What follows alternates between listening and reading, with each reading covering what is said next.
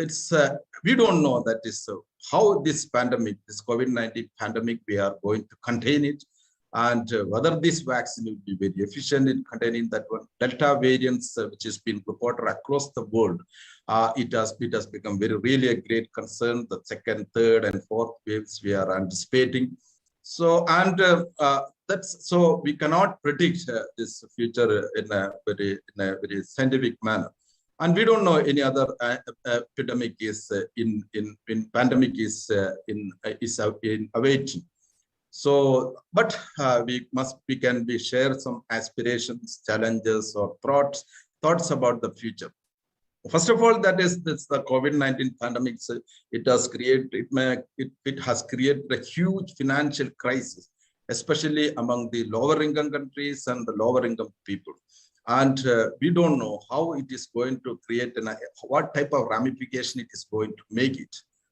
It says how these people are going to adjust to the shocks, absorb the shock. Either it is a nation or a firm or an individual household, how they are going to adjust to that one is really a great concern. There are chances that that is mental health problems may become more wider in coming society. So, and at the same time, new avenues have been opened up by this COVID-19 pandemic. This platform itself is a great example that hundreds and thousands of people gathering every Friday to listen to this the wisdom of great speakers. So that is increased digitalization has taken place, especially in the field of education and financial sector. So these are some of the great advantages, and that is so some of the climatic changes also has taken place due to this as a result of COVID-19 pandemic. So how we are going to, what lessons we learn, how we are making to use what changes are going to happen in the behavior of human beings and decisions is yet to see. Another major concern, the last few days, that at least 2-3 days, major discussions, every newspaper has been that is the 6th assessment report by this intergovernmental panel on climate changes. It is really speaking, it is really, it's going to be, we are awaiting a great disaster in future. That's compared to according to the report, compared to the pre-independent industrial period, the temperature has increased by 1.09%, 09 degree Celsius by over the period. That's from 1850 to 1900 to this period. It has increased by 1.509 degrees Celsius.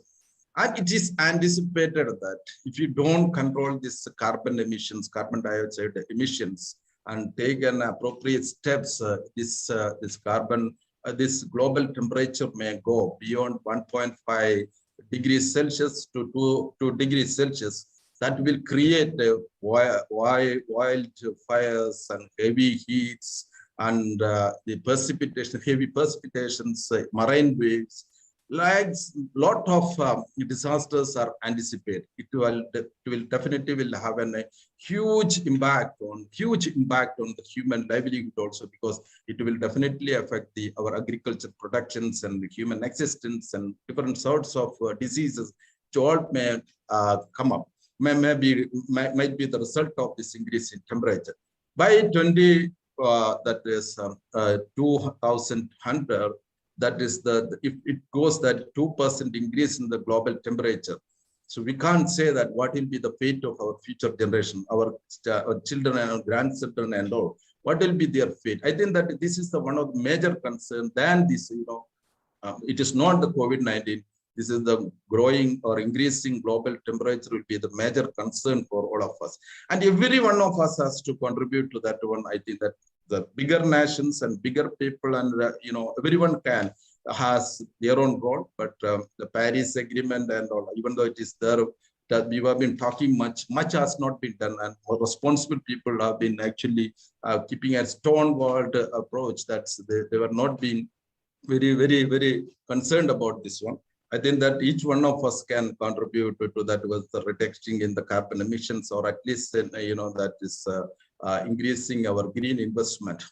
Another concern, another thing is that the future of technologies, it's the technology, the future technologies and technological disruptions.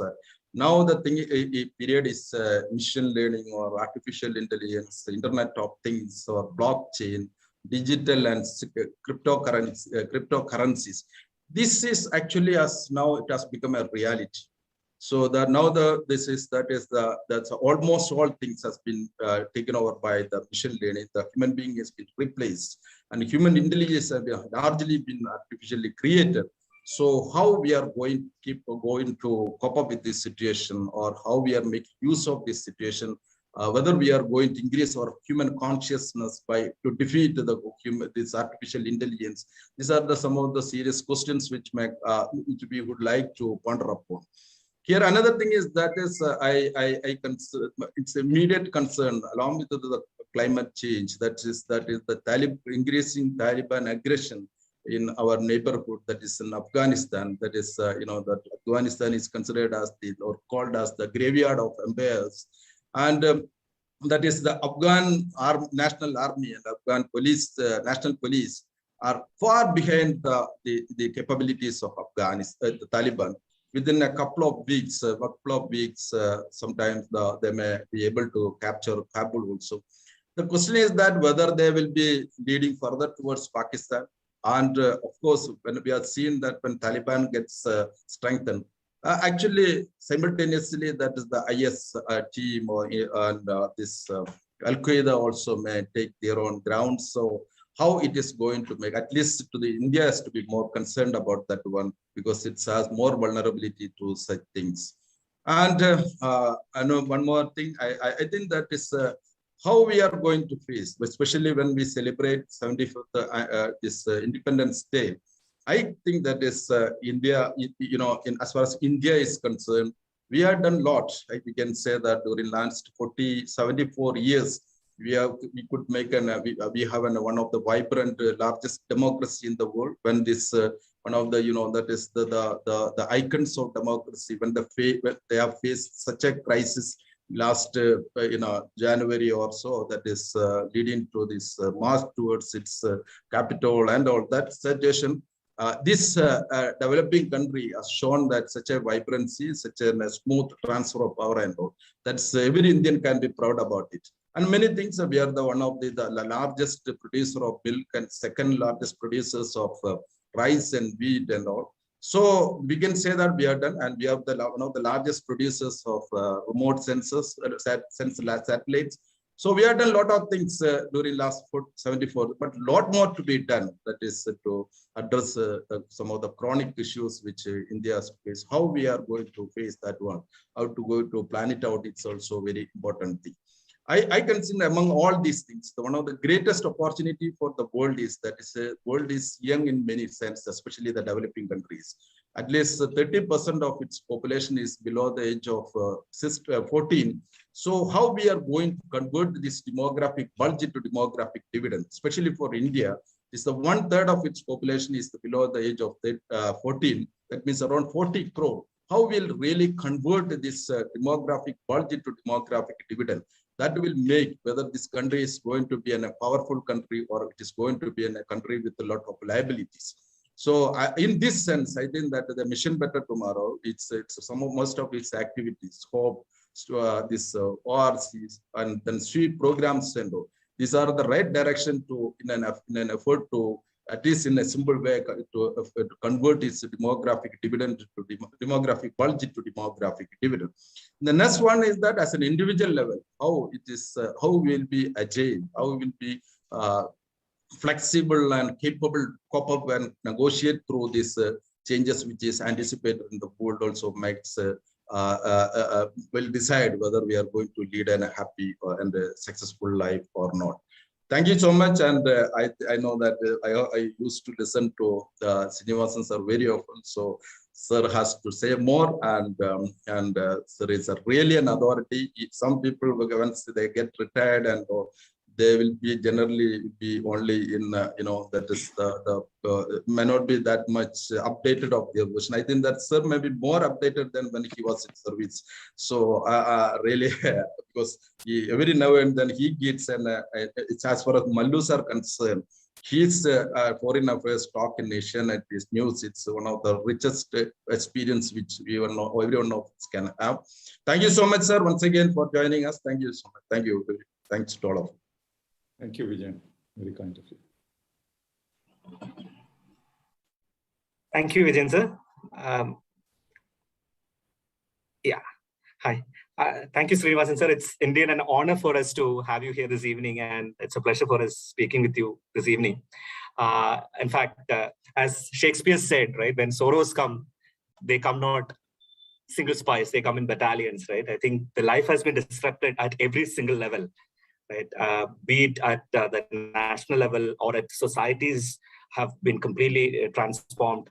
So just wanted to check with you, like, what are some of the transformative changes that you envisage at the level of the humanity, at the level of the nations, at the level of the society, at individual levels, both in our personal and professional lives, right?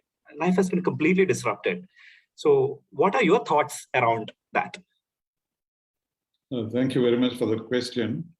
May I say, first of all, how grateful I am to Mr. Vijayan and all of you, his associates, for having thought of me for this conversation. It's an exciting conversation about the future. I lived in the Soviet Union, where they used to say, the past can always be changed, but the future is certain. Because that is what the Soviet Union always did. They rewrote their past all the time, because that cannot be challenged. And the future is always bright. But what happened to the Soviet Union was the future caught up with the past, and the Soviet Union itself collapsed.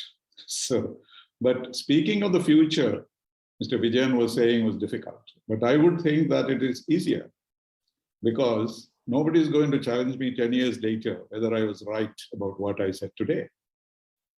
So that is the advantage of even astrologers. You know, they tell you something, we hear about it and we forget about it. We don't record it and go and ask him, oh, you told me that I'll live so much, but I haven't lived so much, etc. So future is the easiest thing to predict, because you base it on your own instincts and based on some kind of the experience that you have, and make a calculation and see what is likely to happen. You started with Shakespeare, but this quote from Shakespeare I remember in this context is because we asked this question as to why this happened. So Shakespeare gave the answer.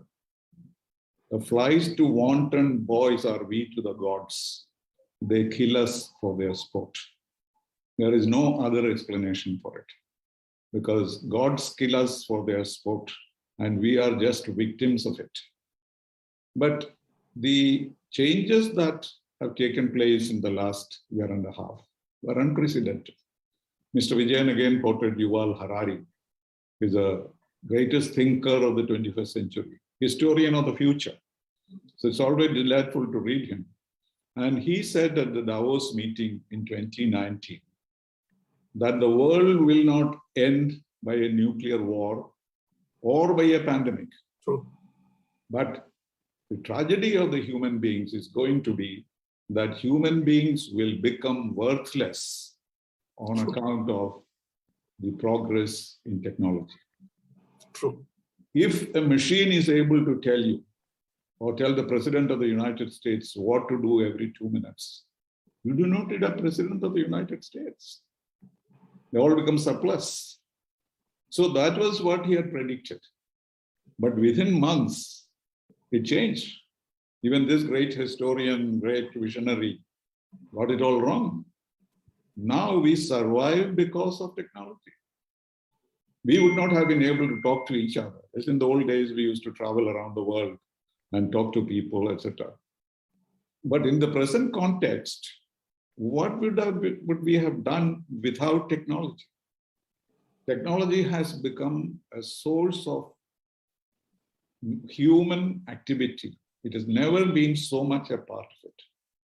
I tried to introduce education online when I was in Kerala Higher Education Council.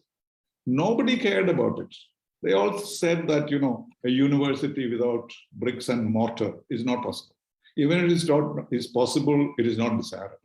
We have to interact with students, we have to talk to them. That is how the university is. So in 2014, when I spoke about massive open line courses as the way to improve education in Kerala, nobody listened.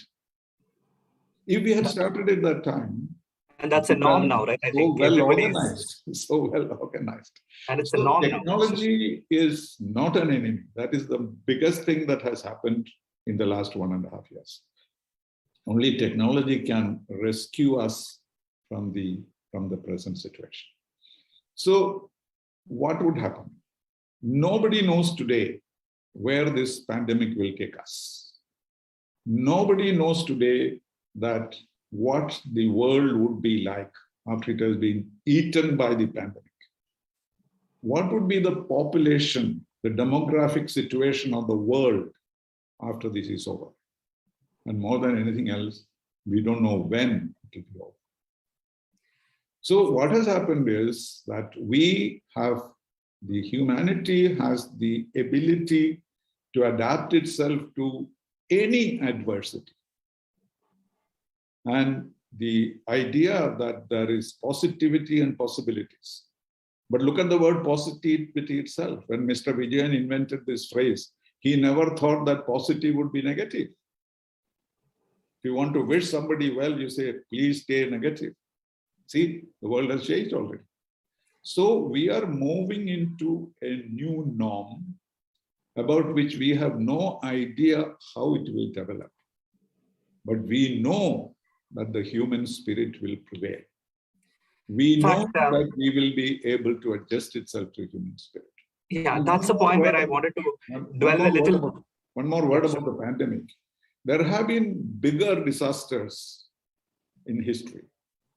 The plague, the flu deaths were more than the deaths of the First World War. But today there are how many histories of the flu have been written? How many films have been made about the First World War, poetry, philosophy, everything else? But can you get one single novel on the flu? So human beings accept the natural disasters as something which we cannot help. But again, Mr. Vijayan talked about the IPCC report, which came about a few days ago, which put the blame on anthropogenic emissions. We created this. And is there any way to go out of it? It has to be technology, because nobody is going to reduce their emissions. Developed countries want to save their luxury emissions, while the developing countries want our survival emissions. So where is the answer? I just wrote today in the Chanakya forum. I said the only way is for technology to develop in such a way that a way should be found to grab the carbon dioxide from the atmosphere and put it in a box and use it for something else. Otherwise, humans cannot help it. And they say the irreversibility of climate change will be for 3,000 years. So what kind of human activity can save us from damnation? There'll be only technology. So that is where we have to start this conversation. How humanity will be saved by technology in spite of all the disadvantages that we have. The future is indefinite, beyond belief, but humanity will thrive.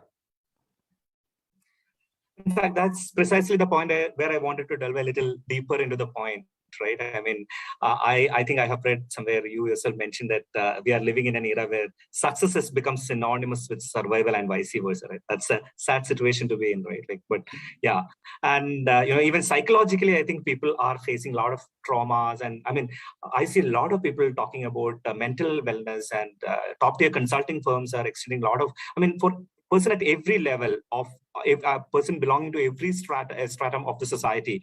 I think mental health, the number of suicides in the country has actually gone up and things like that, right? What I wanted to check is that from your rich experience, global experience spanning over decades, I'm sure that you have seen crises come and go and humanity is still surviving, right?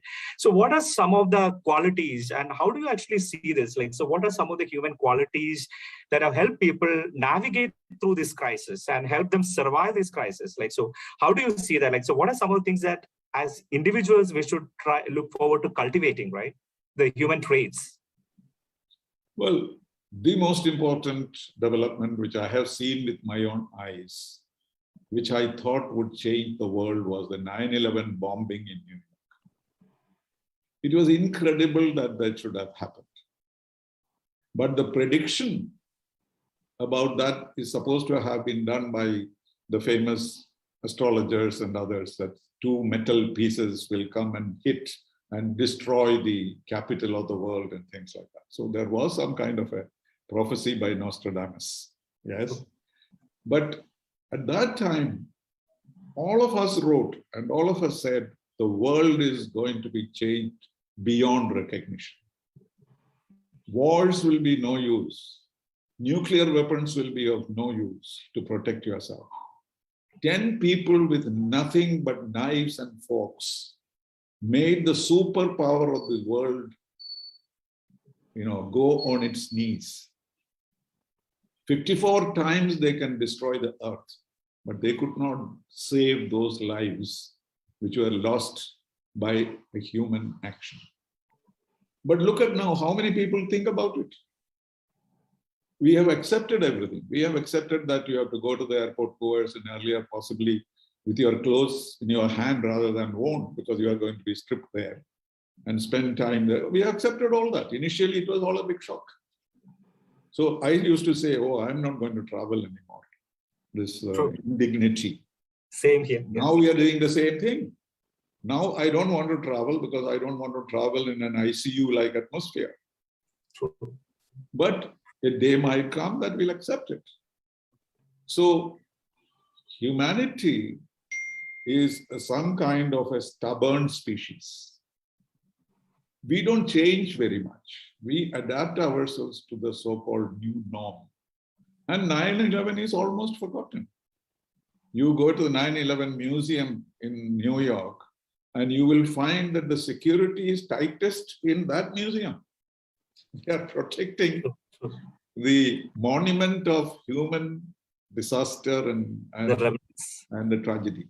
So I have a feeling that in about 10 or 12 years, we will be so busy with the new norm in this world that nobody will know whether those 3 things we did, that is wash your hands and wear your mask and social distancing, whether they were there at all. And if so, whether it was useful. Maybe scientists will tell us that was all nonsense. You were wasting your time. So that is the kind of thing. So human beings, as I said, is rather stubborn. And we hold on to what we have basically. And that is how we are going to survive this. But how is this pandemic different from the flu? Because the flu was a natural calamity, while this is a political calamity. True. We don't know whether the Chinese invented it or leaked it through those are minor details. But it has become a political issue. Because could it have been prevented if China was a democracy? I'm coming to the political debate. If China was a democracy and this had happened, what would have happened? It would have appeared in the newspapers the next day. And there would have been whistleblowers all around. Here for months together, nobody knew. Somebody said there is a Wuhan virus, and we all said, my God, this is far away from us. It has happened before. Till the first death occurred in Kerala. True. So so if China was a democracy, even if they did not invent and spread it, the news would have come out. And that would have said it was the Chinese New Year and they're all traveling around the world, spreading it all over. All theories about pandemics in the past was on the basis that such thing will develop in a developing country and spread to the rest of the world. Barack Obama, speaking about a pandemic, you know what he said? He said, our problem is not that we will have this disease here, but somebody can take a flight from Hong Kong and come to New York in 4 hours, 5 hours. So that is what he thought. Because Hong Kong was right, because he knew it was going to be China. But that's not what happened. It came to us from the developed world. In fact, I don't know the statistics. If you take statistics, perhaps the developing world had suffered less on account of the pandemic. Of course, it is not ended, so we never know. And the United Nations has become a simple bystander. That is the tragedy of this. No, of course, I think... Political reason. Yeah, absolutely. As you mentioned, the human resilience is indomitable, and that certainly will help us carry through this crisis. But actually, some of the points that you mentioned leads me to my next question on this, right? I think the pandemic actually brought out the good, bad, and the ugly in the humanity, right? The first instinct was to turn towards self-preservation. Like everybody wants to take care of themselves. I mean, that's the natural thing, right? But once we step back, I mean, in the medium term, people also realize the need for having a larger collaboration, because global crisis of this scale cannot be solved by individual countries or individual nations, right? Like, I mean, be it the preparedness or the surveillance and the alerts on the disease outbreak, or like, you know, the response mechanism, all of that has to be kind of done in a collective way. And I think I read somewhere you spoke about a pandemic treaty, right? And I was just wondering, like, you know, what are some of the key points that you had in your mind when you spoke about a pandemic treaty? And why would it not, what are some of the caveats that come along with it, right? I mean, many of the things that UN actually pursued has not really been quite successful in the medium term. So for making sure that a pandemic treaty is put in place with the right intentions, with the right process, and it actually gets executed and is, you know, followed in the right way, what are some of your thoughts in that direction? Well, the pandemic treaty was not my idea, but I had other ideas, because I spent more than 20 years at the United Nations. I know the Security Council backwards. I've served on the Security Council itself. And we know it has so many pitfalls, it has so many inadequacies. But one war against Iraq on Kuwait resuscitated the United Nations. So we all, for the first time, there was unanimity among the permanent members. And a major calamity was averted. Otherwise, Kuwait would have been the 26th province of Iraq even today. And Saddam Hussein would have still been there if he was alive. How did it change? How did it happen? It made me an optimist on the United Nations. So when this happened, I was hoping and expecting that the greatest threat to international security, existential threat to humankind, the United Nations might somehow unite. It was a big disappointment. And why did it happen? Simply because China is a permanent member of the United Nations. Many other pandemics, many other epidemics were handed over to the United Nations Security Council by the WHO. Here, China was afraid that they would be in the dock in the Security Council. And the Security Council could not even hold a meeting because China was the president of the Security Council. That permanent member. So that is where the United Nations collapsed in my mind. And not only the United Nations. Look at other groupings. You know, European Union is like a federation of countries. But did they come to the rescue for each other? Did the G20 do something? Did SAARC do something? So the whole global governance collapsed as a result of this. But as I said, we will still keep the United Nations, we'll still keep the European Union and try to work around it. My proposal at that time was that the United Nations should create a UN health-keeping force. Like you have a UN peacekeeping force with blue berets. I said, give them red berets and recruit people from all over the world, technologists, surgeons, doctors, because this is not going to be in one place. It is not going to be for a few days. You need an established machinery to do this. And you never know where you require. Peacekeeping forces are deployed when there is a war and there is a ceasefire. So similarly, if the Secretary General of the United Nations had these people, and now this internal interference in the intervention, internal affairs of states is a great principle of the UN, but it has been violated so many times. India, we ourselves are violated by challenging the apartheid in South Africa. We challenged terrorism in Sri Lanka and dropped foods. It is intervention in the internal affairs of Sri Lanka, isn't it? So we are ourselves done that. And humanitarian intervention is an accepted principle, though many countries, when it comes to their own case, they'll say, no, we can take care of it. But where did all these principles go? So now shamelessly, we are carrying on with the United Nations. And we know the reason. The reason is that veto-wielding members serve only their own purposes. And so, I know we will not do it. What we do is to demolish this structure and create a United Nations which can address these issues. I'm not saying that there will be a world government or everybody will work together. But the spirit of multilateralism is surrendering a bit of your sovereignty for the good of the world. And that is what no country will do when its own interests come up. And that is the disadvantage of the world. So multilateralism died because every country was up to itself. But now it's slowly growing. And I must say the beginning was made by our own Prime Minister, who called a meeting of SAARC and pledged some money and said, here is the money, so let's work together. But what happened? Pakistan came and spoke about Kashmir. At that particular moment, can you believe it? And that is really, so multilateralism had failed completely. It has already been buried by President Trump. But we thought that the new change will mean that US will resurrect it. But it did not. And democracy would have been useful at that time. And now what happens is authoritarianism is growing. We don't know. We have no statistics as to see whether democracy did better than authoritarian regimes dealing with the pandemic.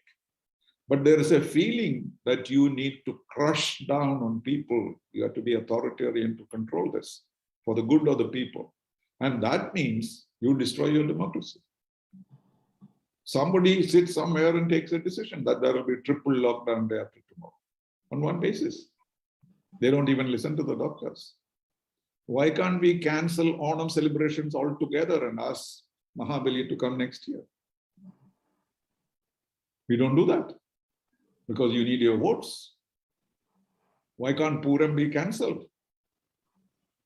And that is how we have brought this on ourselves. So if it is a democratic regime, listening to the ideas of the people, it would have done a better job, I think. But the opposite has happened. Authoritarianism is considered to be more effective in dealing with the pandemic.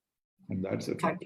Yeah, in fact, on that note, before moving on to some of the other, topics also, I think I want to ask one more question on geopolitics, and I think it will be a pity if we don't discuss and seek your views on the current unfolding crisis in Afghanistan, right? How do you see this crisis unfolding, and what is the new geopolitical order that is actually evolving in this region, right? And this has become we cannot leave it, in an ignored way, in an undiscussed way. I think this has become very critical for India, especially this being Afghan being a neighboring country, right? So how do you see this whole thing evolving, and what are the new changes you are envisaging in the world order in this region? No, we knew right from the beginning that the moment United States leaves Afghanistan, there will be chaos. There was no question. That is why we supported Soviet intervention in Afghanistan. Mrs. Gandhi had the courage. She was the only non-communist leader who supported the Soviet Union because she thought that would bring some kind of peace and stability in Afghanistan. So we were on the wrong side of Taliban from then.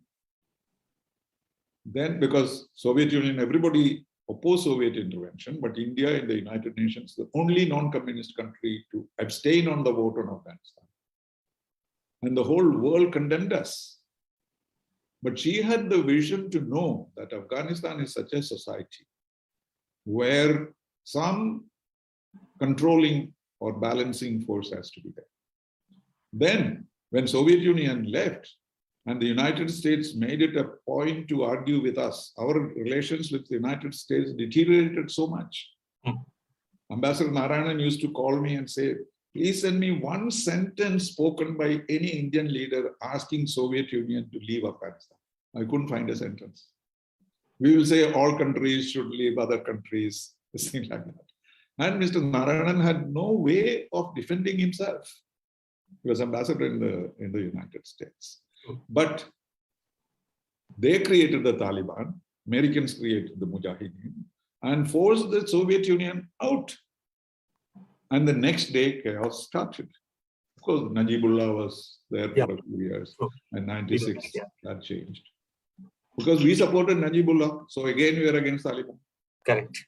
Then, when of course, Americans never cared about Afghanistan till 9/11 happened. They used to say Indians are joking when you say that there is terrorism in South Asia. They said terrorism is all in Palestine. But when I hit them, they were ready to come and fight war on terror in Afghanistan. And there again, we were on the side of the Americans. So how do you expect? Many scholars are now saying we should have talked with Taliban. I have just written today in the Manorama yearbook. I said, but is Taliban willing to talk to you? You cannot have a conversation with Taliban without any support from them, their interest. They have not shown no interest. Pakistan has made sure that India is not part of any of the discussions, whether it is at the UN level or any other level. And we were on the sides. We were on the periphery of the negotiations. And when did we start? The moment the Americans left, our external affairs minister started traveling all over the world, go to Russia, go to Iran, go to Tashkent. For what purpose? We had no influence with Taliban. So it was not possible also. I mean, I don't believe in the theory that if we had talked to Taliban, everything would have been different. So what is evolving? What is evolving is a Pakistan, China, Taliban axis. So our situation has become worse, and there is nothing we can do about it because Taliban has the power. And we know what happened in 1996. President George Bush said the other day it was a mistake for Biden to have withdrawn from Afghanistan because he is doing the greatest disservice to the women of Afghanistan, who will now be slaves. There will be no music, no art, no dance, no cultural remnants in that country. Are you willing to accept something like that? So we are in for trouble. In practical terms, our problem will be that our Jammu and Kashmir situation, because Pakistan will use the Taliban in order to create a problem in Jammu and Kashmir, and that is their only objective in life. And they will use it. And they will use China. And China, of course, knows that this is a grave over fire. So China is not going to step in like that. But they will deal with it more surreptitiously. Because this is their invitation for the Belt and Road Initiative, which starts from Pakistan occupied Kashmir, Pakistan, and then beyond. So Afghanistan was a gap. India has not joined the initiative. So they could start in Afghanistan. They'll go in a big way into Afghanistan and build roads and everything else and make Taliban happy. And Taliban has already gone and invited them to come to Afghanistan. And then that they will establish a base there and go and conquer the world. So Pakistan in Kashmir and China in Afghanistan and Taliban, nominally ruling Afghanistan is the situation. I don't see any escape from it. Americans couldn't care less. Biden has said again and again, we did not go to Afghanistan to build that country. Trump ridiculed us by saying, oh, India is building some libraries there. They would like you to go and fight the war, but who is going to go and fight the war in Afghanistan? So we have to find our way of dealing with the situation. Iran is a ray of hope because Iran has considerable influence in the Shia regions of Afghanistan. So if Iran wants to do something, there is a potential. That is why we keep going to Iran, speaking to them. But till today, Iran is like the Sphinx. We don't know what he told Jaishankar. No indication at all as to whether they said something. And Russians are the Chinese. The Russians organized a meeting. They did not even invite India because they said, oh, Pakistan will. So we are this is not our creation. I'm not suggesting that this is our creation, but we have reached a kind of inevitable situation. And the Americans showed no sympathy for the Indian situation, because for them, $1 trillion and 5,000 lives, American lives, those were more important. Why were they, incurring all those losses for the sake of a country miles away from the United States? So we have to find all our resources and energy to deal with the situation so that Jammu and Kashmir is safe, so that our security is ensured, and we are not pushed into a war with anyone. Thank you. In fact, shifting now gears from geopolitics to something else, because you have worked across sectors and the thing, right? And education is a favorite area for me also. And I think you were heading the Higher Education Council in Kerala, and just want to combine your global experience and your expertise in education, right? Because I'm myself an alumnus of IIT and IIM, and I have seen that actually we have some of the best students and best brains in India, even by any global standards. And when I look at our own alumni, actually, I see them in the best of positions globally, and be it US or elsewhere. And from your vantage position, when you look at it, right? And what are some of the things that, when you compare any of the Ivy League schools with Indian education, Indian schools, Indian universities, what are some of the lacunae that you see in Indian education system and Indian universities? And why do they rank, in your view, why do they rank lower compared to the global universities? And what are some of the things we could do about that? Well, I am an accidental educationist, as you know. I had not expected the Kerala government to give me any responsibilities when I came back here. But in the middle of the night, as all great leaders do, I got this call from the chief minister and said, come and see me tomorrow, I have something to discuss. And he said, I would like you to head the Higher Education Council. So my first question was, why? I spent 40 years in diplomacy and 1 year in education, Marivanu's College, when I was an English teacher. That's my whole experience. But he said, he knew better than me. He said, but you have seen the world. What we need is to catch up with the world. You may have some ideas. And that woke me up, as it were. I said, I've seen so much of good education. Campus life in the United States, campus life in Europe. Why can't we have all this here?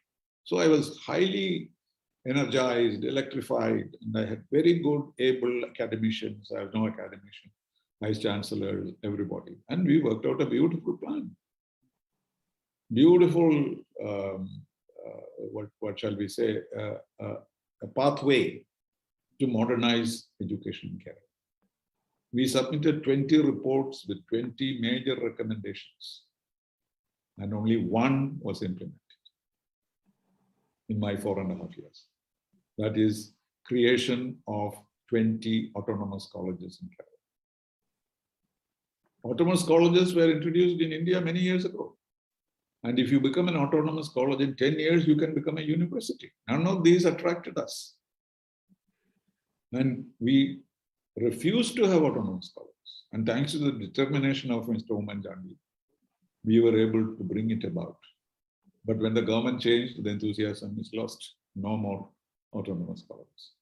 But that was not the main recommendation that I made. What I made was liberalize education. Education without borders. What is the geographical? If the Kochi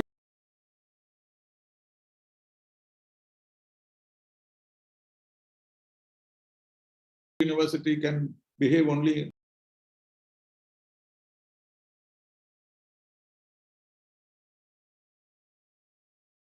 credit from Kerala University.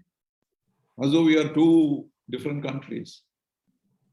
Regional, geographic. What are the choices we are offering to the students? Physics, chemistry, biology, physics, chemistry, mathematics, otherwise history, economics, and politics.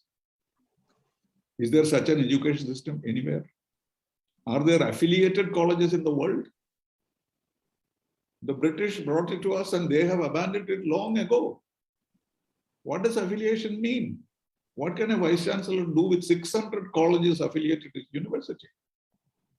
What does he do? He becomes a regulatory body. He issues instructions. Don't do this, don't do that, don't do this.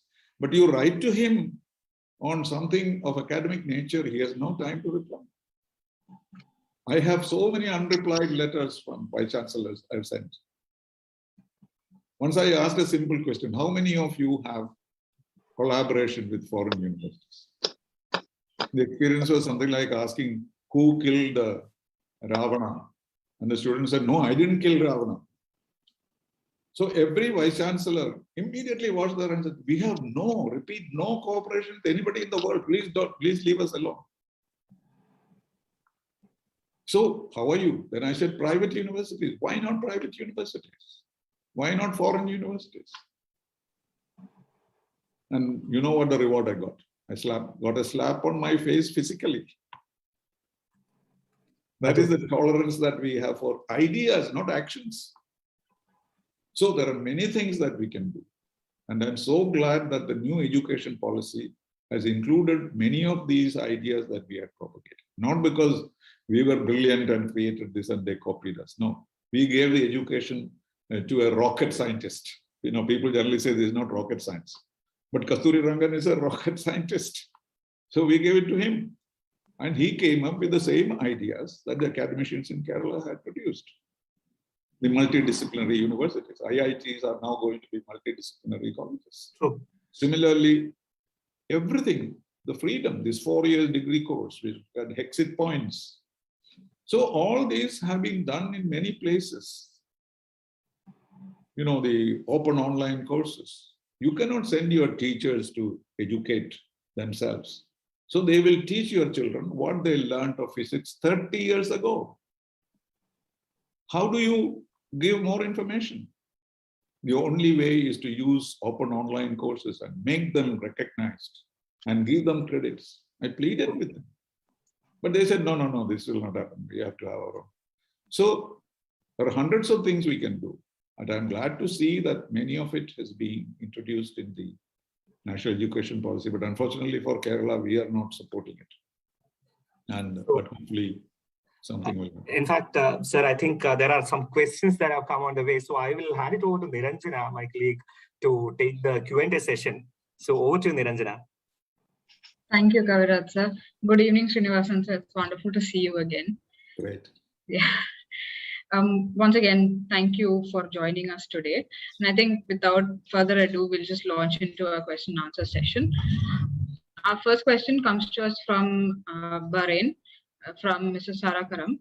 She is director at kulsha.com, an e-commerce portal which was started during the COVID-19 pandemic to help small and medium enterprises overcome pandemic challenges. She's also a specialist in international relations. So I think I'll invite Mrs. Sarah to ask her question to you. I hope she's, yes, brilliant. Ma'am, you're muted, so if you can just unmute and go on.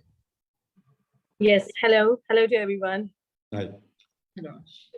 So my question is basically related to education again. And UNICEF data says that the COVID pandemic has caused 1 billion children to fall behind in their education. Even before the pandemic,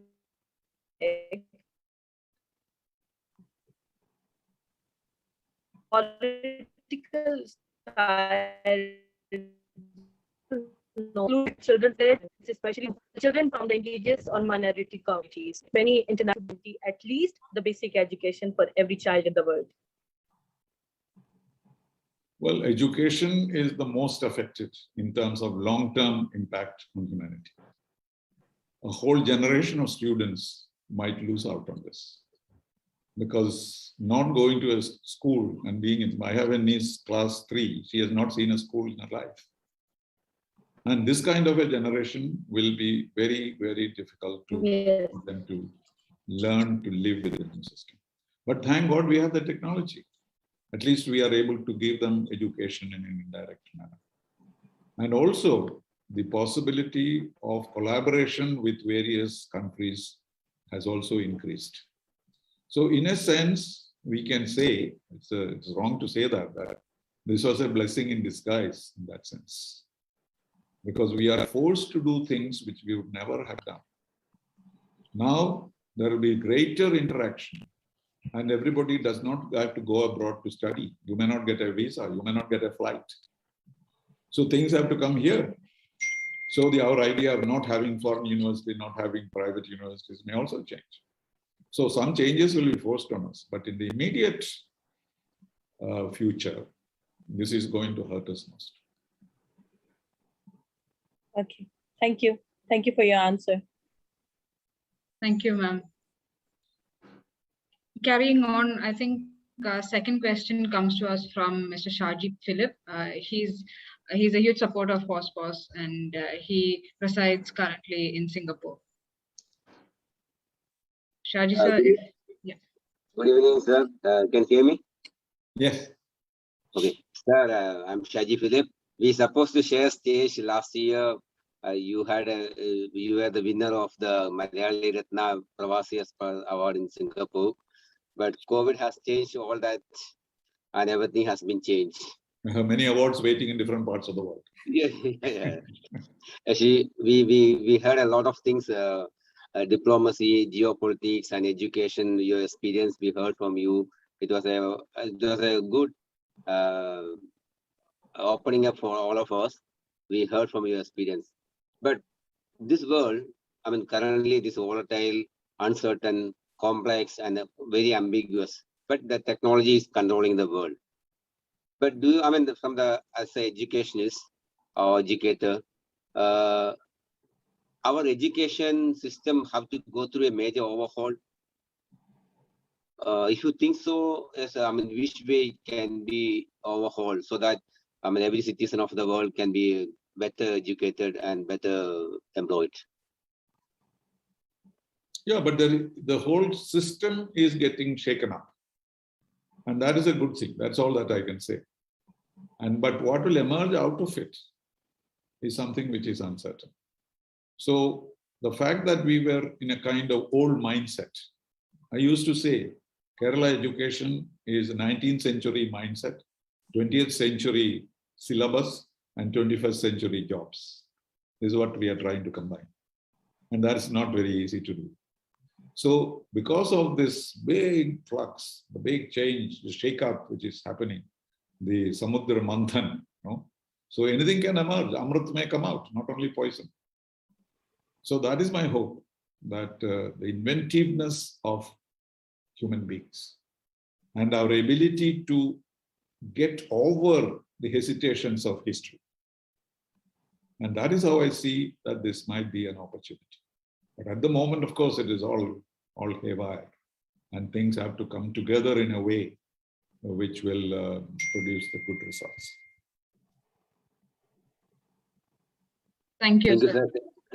Thank you for the answer. Thank you, Shahji sir. So I think as a final question, I'd like to ask you, it's a personal question that I have. The economist Rutger Bregman, he visited Davos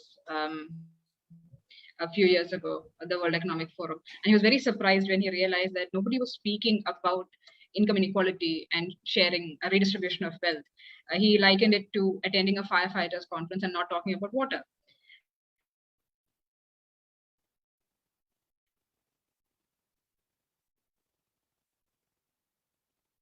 What happened?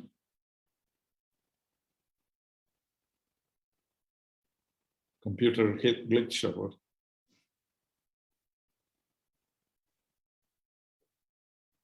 So, sir, I think she has lost the connection.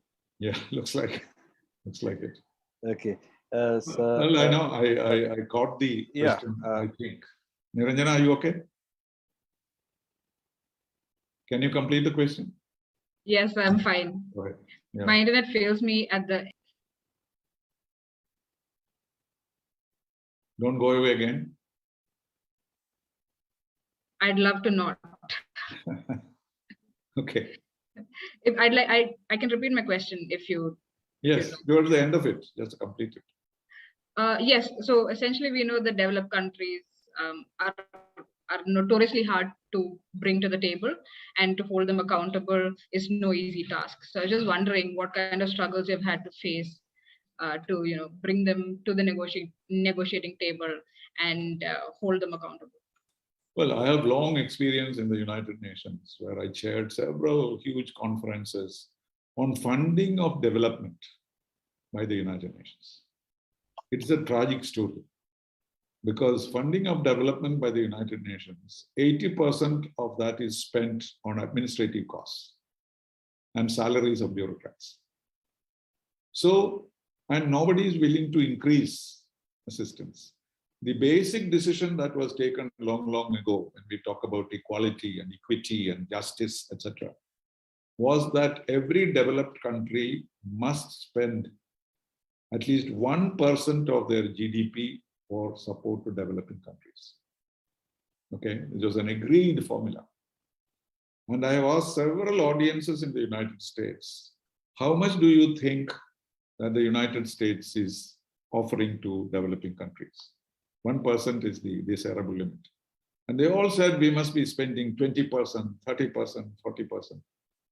And they're all shocked when they heard that it was only 0.7%.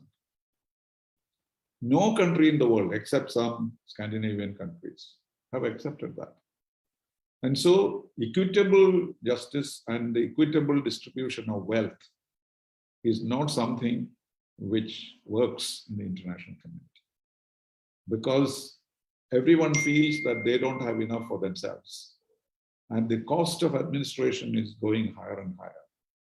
And the only way is voluntary contributions in situations of emergency. And that is what keeps the country going. For example, when there is a huge refugee crisis, UN is able to raise funds. But in a normal developing world, the assistance from the developed countries is very meager and is not likely to rise. So do you think technology can actually reduce a bit of that administrative burden now that we're also comfortable, on video conferencing platforms and working remotely? Yes, but the United Nations is a very conservative organization. They don't even change their sartorial style. You cannot go into the UN General Assembly without a tie and a suit. Unless it is your national day, you can say, I'm wearing this because this is my national day. So even that, and everybody will be addressed as a distinguished representative of blah, blah. So these are kind of things that has set into the UN process. And to think outside the box is not part of the UN culture. And so that has to change. Certainly they have adopted. Now you can listen to any debate in the UN sitting in your mission. I didn't have to hang around outside the Security Council till 12 o'clock midnight to find out what happened. I can do it from my mission. That much technology we have. But have we deployed technology in order to save resources for development? I'm afraid no.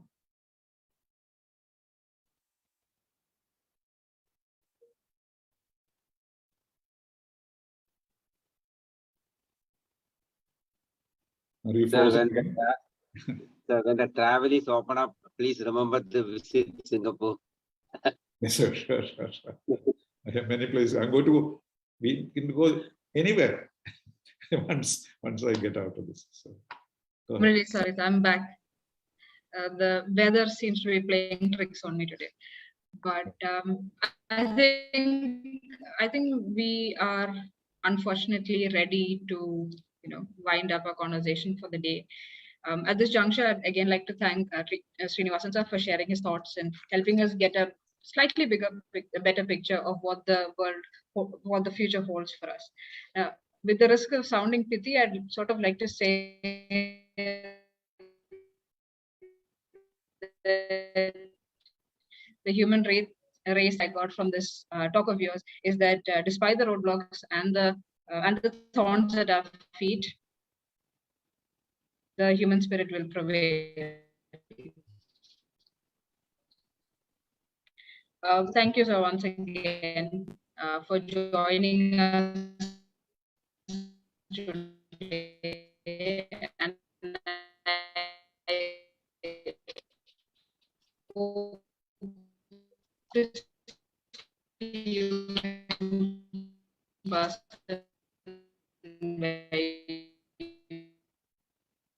Niranjana, thank you.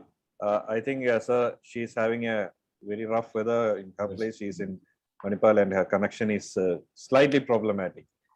So thank you, sir. Thank you for the amazing session that you have. Hello, Niranjana? Okay. Sir, Sreenivasan sir, thank you for the amazing section. You have taken us through the detailed world of diplomacy and what future holds in store for us. And also you have explained how education need to be rehauled so that we can go confidently into the future. Thanks a lot, sir. It was an enlightening session from your part. I thank Kaviraj, he's the CEO of IITM, for brilliantly anchoring the session. And I thank Niranjana. She did a wonderful job in anchoring the question and answer session. Thank you all the audience who have been with us all through this session. We are ending the session today here, and let's all rise for the national anthem. Thank you. Thank you very much. Thank you, sir. Thank you.